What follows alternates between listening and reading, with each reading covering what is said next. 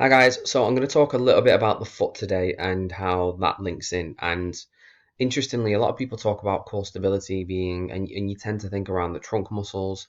Most people think around kind of, the anterior, the obliques, etc. But interestingly, the foot links in with this. Don't forget, when we do running and jumping and movement-based sports, predominantly the foot is one of the kind of the main areas that comes into contact with the ground, and it's a way for our body to interpret information, afferently and efferently, with regards to kind of spinal cord reflexes, and then that sets our kind of ability to interpret, the world around us, so to speak. Whether that's stable surface, unstable surface, the type of shoe that we have, the kind of the even to the temperature of the floor and so on and so forth. So the foot's a kind of a key conduit with regards to kind of health and human performance. My thoughts on it is, essentially for me, it's like a kind of an all-terrain vehicle, like a tank tracked, so to speak. It can go over anything, and more often than not, we actually kind of limit its capabilities based on either typical kind of footwear that we might put our kids in or children in from a young age. It may well be that if you say wear heeled shoes or rigid shoes, steel toe cap shoes, this limits the foot's capability of being able to function and obviously interact with the rest of the human body.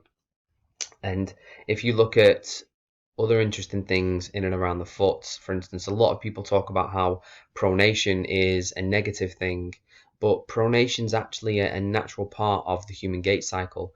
And if we're not able to pronate, we're actually going to find that the tibia will shift laterally, and this will start to cause, impingement of the sinus tarsi, the kind of the anterolateral kind of structures of the ankle or the foot, and this can lead to kind of biomechanical changes over time. So again, pronation is a necessary prerequisite. What we have to consider though is that if they do pronate, if we have someone that is pronating, why is that occurring? Is it a malformation? Is it something structurally based that is an issue?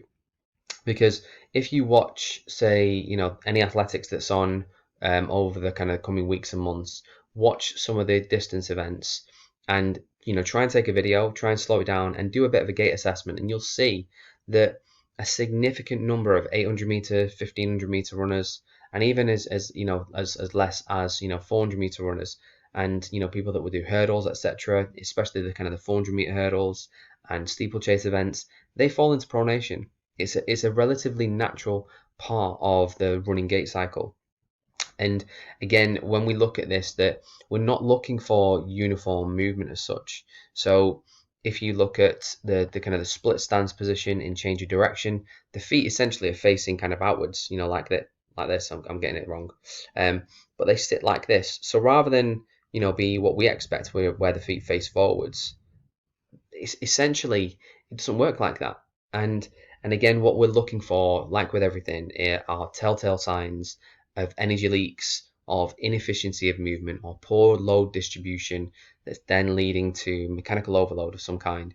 If you look at the great toe and the associated kind of windlass mechanism of that, if there is a limitation of the great toe of anything around kind of 10 to 20%, this can then have a knock-on effect higher up the kinetic chain, atypically affecting the knee or the hip or the lumbar spine, causing them to go into either excessive loading with regards to prolonged or rapid fire extension or overload. So if someone's got back pain, you might want to look at the foot. What is the foot doing? What's the great toe like? Are there any differences, right to left? And if they've got, say, bunion formation, if they've got hammer toe, they're kind of indications that the footwear might not be right as well. So again, bear this in mind, that this is another tool in the toolbox. We're getting you to look at things and interpret things. Some of the stuff that's in this section is going to be a little bit contentious. So some of the stuff from anatomy of movement, for instance, and what the foot, they have their own opinions on things. Again, podiatrists tend to just stick a wedge in, put some kind of orthotic in. The better ones will look at the kind of the mechanical chain higher up. So if someone's got an Achilles injury, for instance, they might do a straight leg raise and look at the chiral nerve, which is actually a break off point from the tibial nerve, which is a subdivision of the sciatic nerve. So again, you've got to be able to link things in together. And this comes back to anatomy. If your anatomy is still poor, It's on you to get it better, because that's the only way you'll then be able to kind of have an in-depth conversation about what's going on at the foot and within the human body, and how this links in biomechanically to human performance and health, and obviously then whether you need to rehabilitate them or whether they need a tweak with their training or the way they approach something.